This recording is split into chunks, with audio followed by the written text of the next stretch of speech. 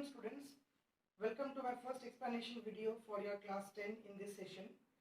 Today we will be starting the new chapter, chapter number 10, circles. You are all aware with this topic circle very well with your very previous classes. From your very earlier classes, you are dealing different terms related to circles like radius, diameter, chord, secant, etc. etc.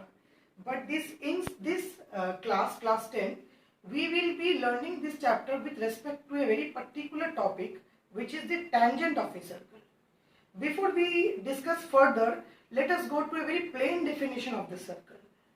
If I ask you students what is called circle, it's a very common question, very easy question, but seems to be like which is very important for you to know how to define a circle, so that if I go on drawing a circle, it should be accurate with whatever the definition you give. So first question is, what is circle? Circle is a closed geometrical figure whose boundary is equal distance from a point inside the circle. That means if I take a circle like this, there is exactly a point inside this circle. Suppose this point. With reference to this point, if I draw the distance from this boundary from this point, the distance shall be equal, and this point is called the center of the circle. That means all these distances, that means the boundary of the circle is equidistant from this point that is the center of the circle. This is called a circle. So students, today our main topic of discussion is the tangent of the circle, on which this chapter is based on for your particular class. Tangent of a circle. Students, what is called tangent of a circle? Tangent of a circle is actually a line which passes through the circle by touching at a single point. That means if this is a circle,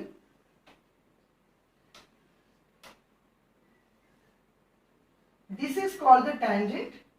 This line AB is called the tangent of the circle, since this line is touching the circle at only one point. Suppose that point is P. So any line which touches the circle at only one point is called the tangent of the circle. And this point at which the tangent is touching the circle is called point of contact. This is a very geometrical term here. So what is point of contact? Point of contact is a point on the circle at which the tangent touches the circle. Okay, there are some important properties of this tangent. The first and foremost important property of the tangent is that it touches the circle at only one point on the circumference. Second point is that if I take that point inside the circle, if I take any point inside the circle, that is interior of the circle, I cannot draw any tangent from this point. That means from the interior of the circle, from any point inside the circle, there cannot be any tangent drawn from there. Next is, students will be discussing on two main, you can say it as a theorem, or you can say it as an important property which relates the tangent and the circle. The tangent and circle both are interconnected with each other with these two theorems which I am going to discuss further. The first theorem is the tangent of a circle. Okay, let us consider this figure only. The tangent of a circle is always perpendicular to the radius of the circle from the point of contact. That means if this is the center, if I join this center to the point of contact, I will be getting a radius. Definitely students, OP is the radius of this circle. Now you see this, the theorem states that the tangent of this tangent is perpendicular with this radius of the circle at the point of contact P. That means angle AOP and or angle APO, not AOP, angle APO or angle BPO is 90 degree. Okay. Now this is one of the most important theorem which you have to keep in your mind for solving various problems related to the circle in your coming exercises. Before going further, if I ask you to derive this, if I want you to know how this theorem has actually come. Now let us derive this theorem, how we have got this theorem. Why this angle is 90 degree? Why something other not? Why any other angle not? Why only 90 degree? For that, let us take a point Q. Let us take a point Q on the tangent AB. Let us join this line segment OQ, which is intersecting the circle at point R. So I have taken a point Q on the tangent which is intersecting the circle at point R. So if I want to prove this in a very proper way of mathematics, what I will do first, I will write here first given. I have only two information here, students. The information which I know is O is the center of the circle,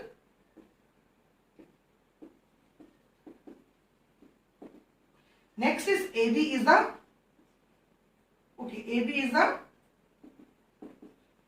tangent of the circle, or AB is the tangent. Only these two information I have. I need to prove OP perpendicular to AB, which the theorem states. Okay, one extra construction I have done here for the sake of my proof. The construction which I have done here is draw OQ such that Q is on AB, intersecting OQ, intersecting circle at point R. That means I have drawn a line segment OQ where Q is on the tangent AB and intersecting the circle at point R. Okay, so now our proof starts. Okay, students, one thing you see here, OP is the radius and OR is also the radius. So I can write here OP equals to OR, because both are radius, so their length will always be equal.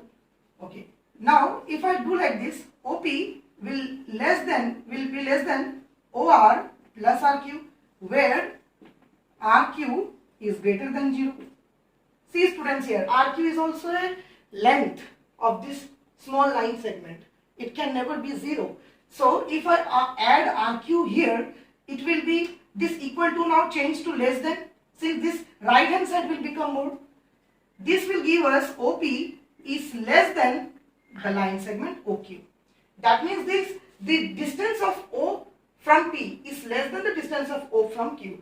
So what we conclude here, by this theorem we conclude that any point on tangent AB, any point on tangent AB is has a longer distance than OP. As I have taken Q any point on AB, so I can conclude that the length of the line segment OQ is more than OP.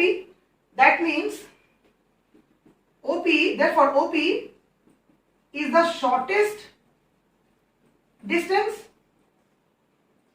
OP is the shortest distance from O on AB.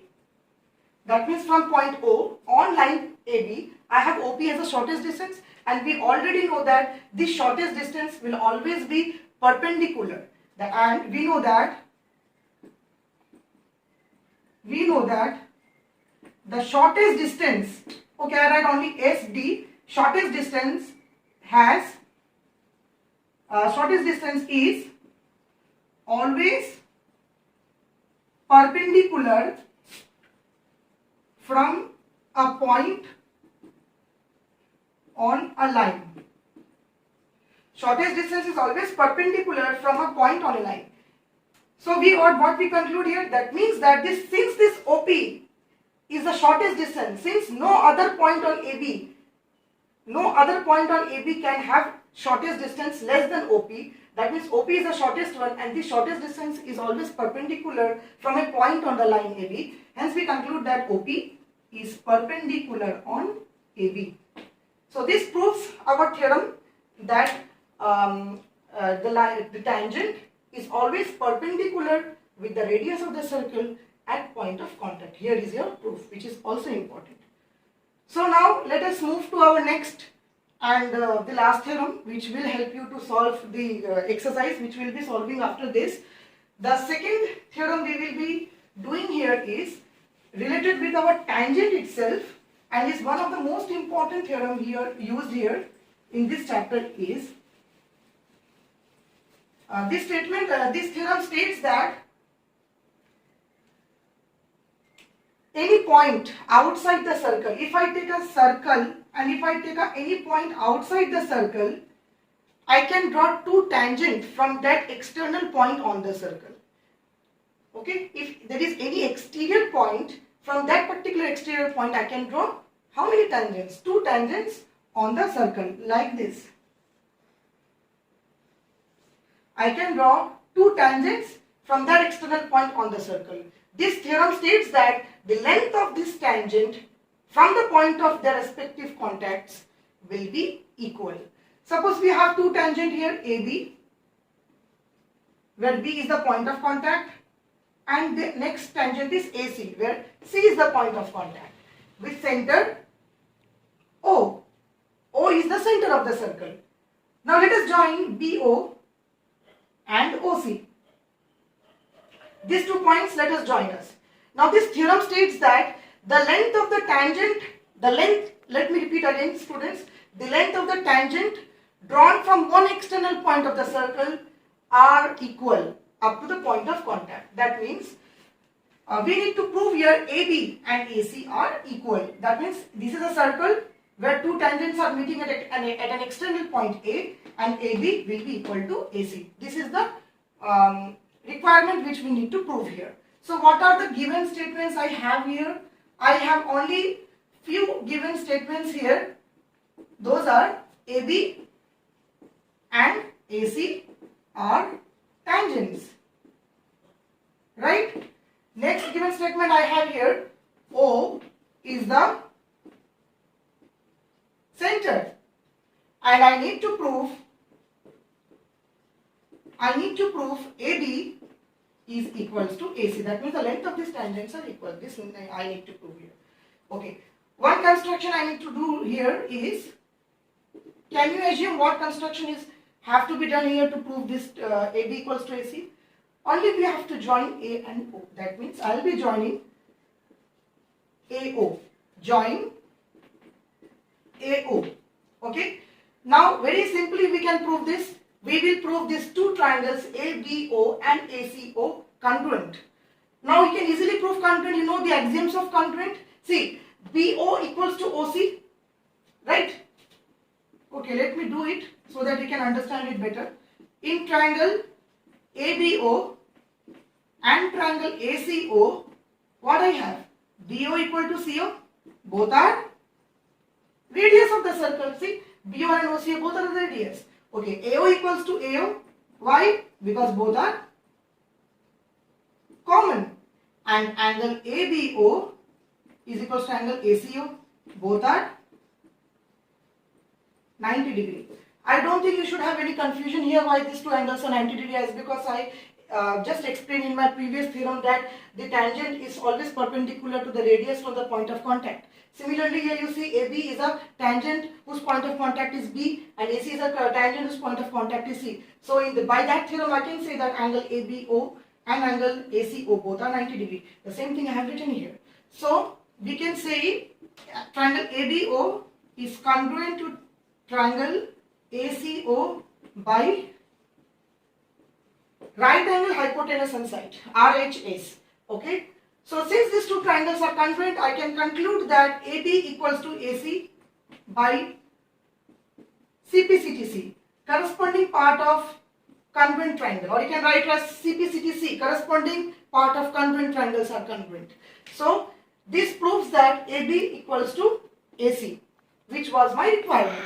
So I can say you that we can say students now that any two tangents are always having the same length if they are the tangent which are meeting at an external point A, touching the circle at 2 points of contacts here, which are B and C. So students, as I have given the statement of this proof of this theorem to you, as well as the proof, and both are equally very important. I hope that now these two theorems which will be used again and again for solving your various questions in your coming exercises is now clear to you. Okay. With this hope, let us now move to our first exercise of our chapter. Which is 10.1. Okay. Let us move to the first exercise, students. If you open your book and you will see that first exercise don't have that lengthy sums. It has some objective type of questions, like I have opened here exercise 10.1. If you open, you will see here some objective type of questions are there. Page number is 209 and exercise number is 10.1. Okay. Some fill in the blanks and some MCQ type of questions are there. Let me discuss it with you so that the concept is clear to you along with these questions. First question is, how many tangents can a circle have? Now students, if I draw a circle, how many tangents can I draw here? I can draw a tangent at each and every point. At each and every point I can draw a tangent, and a circle has infinite number of points. So definitely it will have infinitely many number of tangents. So our first answer will be infinite, or you can write as infinitely many, as I can draw many tangents on this circle. Okay, next question is fill in the blanks. A tangent to a circle intersect in dash point. How many at how many points a tangent intersect? Just now only I said it intersect only at 1 point. Next question is, a line intersecting a circle in 2 points is called. Okay, this thing I think you all are aware of, as you have done this in your very previous classes of like class 7 and 8. Basic terms of circle, as I have already discussed, as I have already mentioned while starting my video, that you have done in your previous classes. So I think you are all aware with this topic. This name is secant.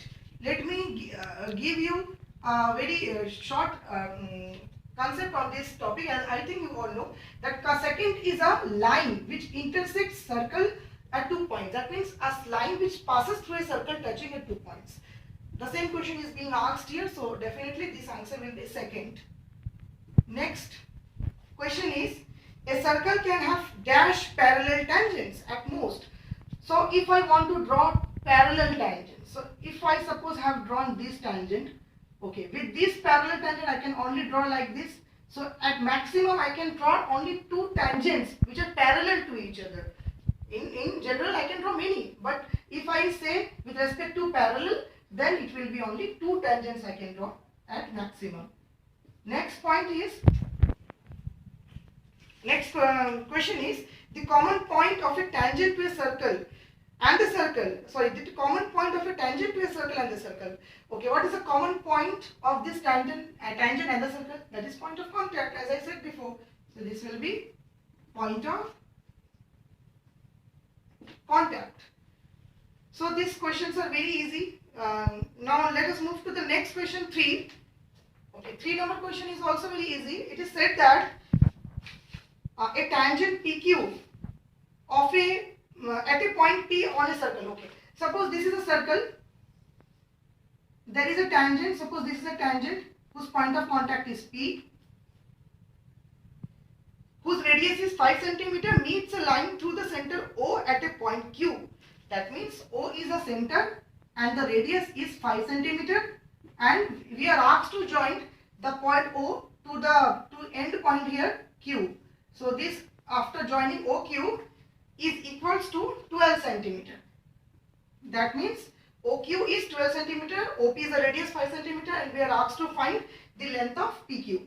Now you can easily find this. You can use the Pythagoras theorem here. Why Pythagoras theorem? Because this OP is perpendicular to the tangent PQ. By our theorem, we can say that this tangent PQ is perpendicular to the radius OP at the point of contact P. That means in triangle POQ, by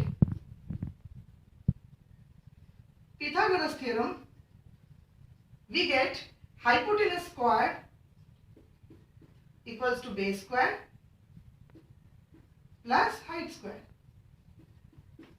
So OQ square is the hypotenuse here, 12 square, equals to PQ square, which we need to find, and PO is 5. That means 144 minus 25 equals to PQ square. So what will be the length of PQ? The length of PQ will be root over 190 centimeter. So I cannot take a plus minus. Why plus minus I cannot take? Because it's a line segment and I'm finding the length of the line, which can never be a negative. So the length of the line segment here is root over 119 centimeter, which is option D here. So our correct option is D. So students, in this first exercise we have learned basically about what is called tangent.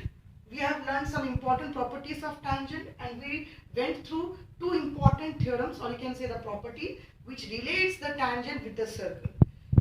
We have discussed with the statement of the theorem as well as the proof, and both are equally very important.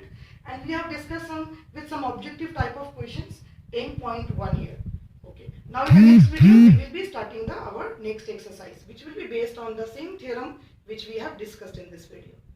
With this hopes to students that you have understood all what I have explained here. With this hope I end up my video here, explanation video here. Thank you students.